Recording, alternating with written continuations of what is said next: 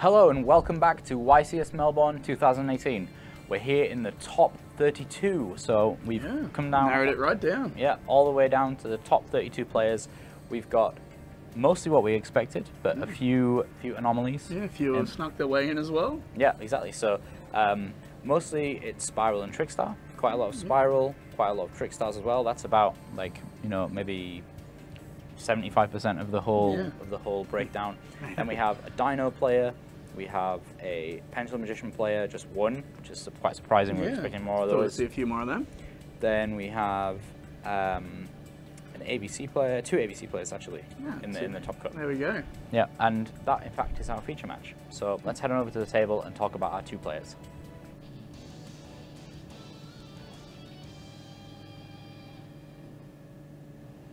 Here we go. So we have Bradley Bugeja. We'll go with that. We'll find out after the match. Bradley. We have Bradley and Stephen Lau. Stephen Lau on the right. So I think the decks are actually the wrong way around. I think Bradley is playing ABC. Yeah, Bradley's playing the ABC and Stephen is playing the SPYRAL. Yeah. Pretty sure our tech team are going to swap those around very quickly. But the key to this game is this is actually table 1. So Stephen Lau was at the top of Swiss with 27 points. So let's see if the Curse of Anubis is going to strike today. We'll find out. The exciting part about this as well is that Bradley actually last year went 10-0 in Swiss at YCS Sydney, and then he lost in the top 32. Oh, that's unfortunate. Yeah, so, yep.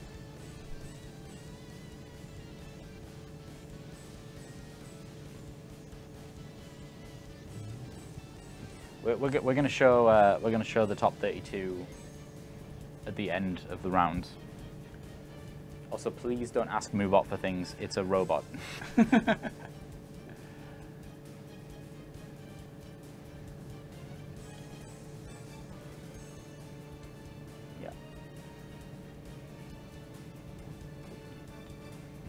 So we've seen Stephen has summoned the Quick Fix.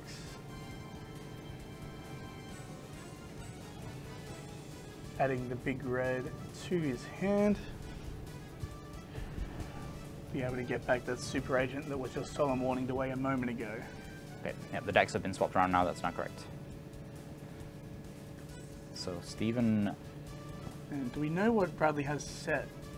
Yeah, just having a quick look here. So Assault Core, he opens Assault Core, Reaper, Pot of Desires, Crush Wyvern, and Solemn Warning. Well, there we go. Well, Bradley has just activated his cherries and has indeed banished Stephen's double helix from the game. Yeah, so that's play we've seen a lot today. Yeah, and it's been devastating, in fact. It certainly has. Yeah, we had it against, it was Christopher, I think his name was earlier, and he just stopped functioning after that happened.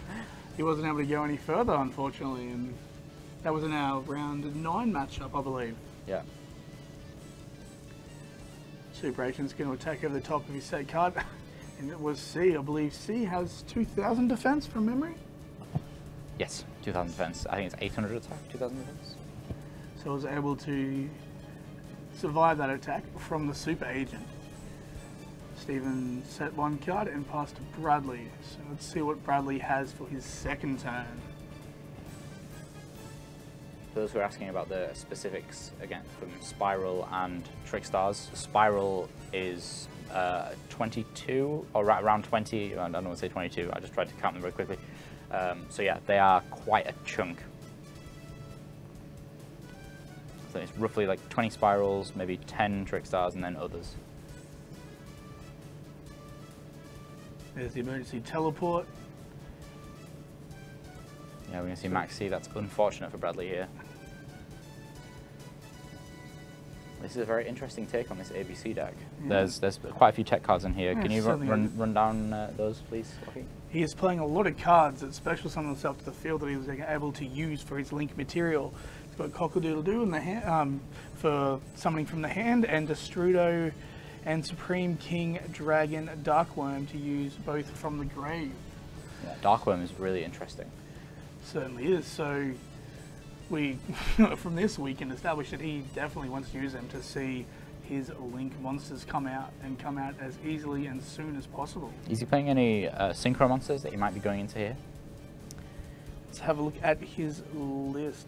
He is playing Ancient Fairy Dragon, Black Rose, and Skylight Red Dragon. And in fact, we're seeing Black Rose right now. There so it is. there we go. That destroys the whole field.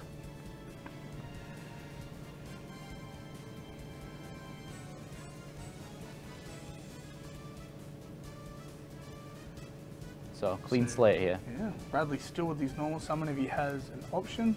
And so he emergency teleported out his Ghost Ogre. I think he's got to play the He's Desires. going to play the Desires. I believe that was an A in his hand, the ASL. Yeah, he's got a Soul Core. He could really do with Union Hanger here. If he draws Union Hanger and doesn't banish all these bees, for example. It is going to get ashed though, which is unfortunate. Well, he didn't lose all his targets at the very least, but I think I'm seeing at least one or two hangers in there. I could be mistaken. Yeah, there was a Dragon Ravine as well. So it was summon the A and attack, and unfortunately for Bradley leaves him with no cards, and the only card on field for both players though. Bradley's playing 2 Pot of Desires in this deck, so there's another shot at possibly resolving Desires.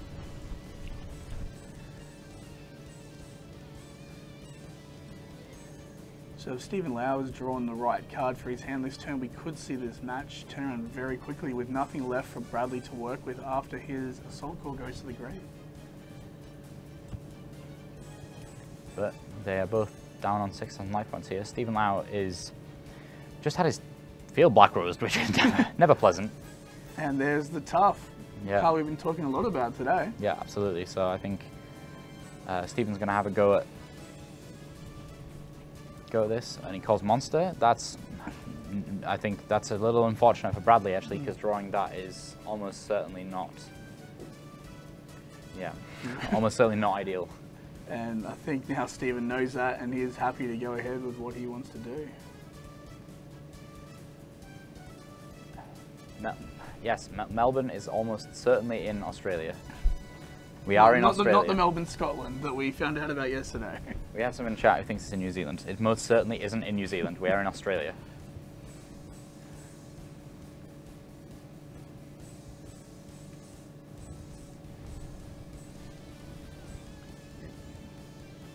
There is the last resort, Foolish Burial now being activated. Stephen's actually been able to come back here after that Black Rose.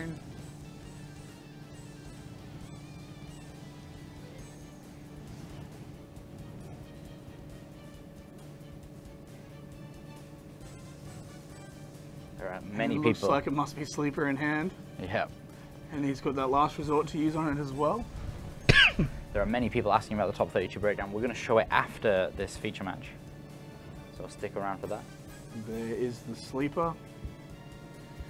Not much Bradley can do from this point on, I don't think. He's choosing to protect Thar, so the tough won't die on this battle, knowing that his opponent's drawing Solemn Strike for turn.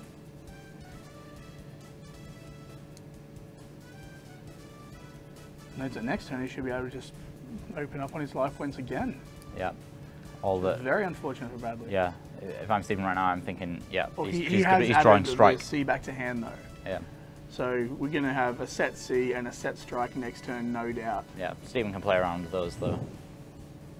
Almost certainly. So, set 1. And sure enough, back to Stephen.